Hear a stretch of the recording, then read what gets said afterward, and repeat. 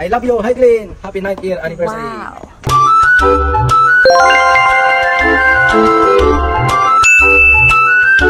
At ito naman guys, isa sa skywalk na kami. Bali magbabayad na po kami ng ticket. Nakasimangot pa yung kasama ko. Ayan po, nakikita naman sa camera, may ebidensya. Ito naman yung ticket guys. At ito yung view sa skywalk. Sobrang ganda po, parang nasa New Zealand ka lang. At sobrang lamig din dyan po guys. Parang ang kanyang simoy ng hangin na parang sa Baguio. Kasi nasa tuktok na po to ng bundok ng Taiwan. Ayan po, sobrang lalim po dyan. Yung skywalk pala guys is located at Gangshan District, Kaohsiung City. Tapos, yung design pala ng skywalk nila guys is parang ang string niya or cable niya is parang string ng violin. Tapos, nasa 88 meters walk po ito. Sobrang haba po ito guys, nasa dulo. Hindi nga lang namin naabot yung pinakadulo kasi kukulangin na po kami ng oras.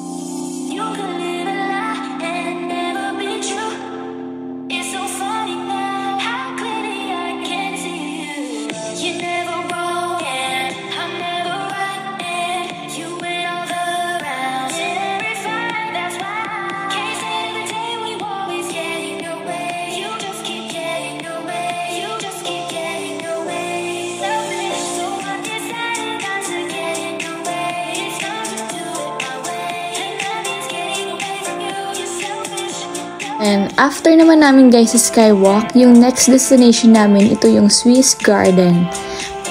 Bali ito yung second to the last namin na drop off.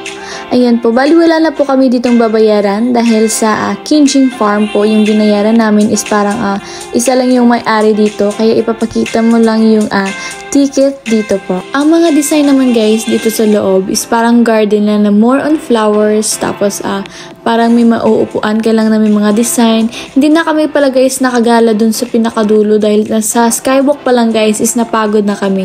Kaya ito lang yung mga na videohan ko or na picturean dito sa kanilang Swiss Garden.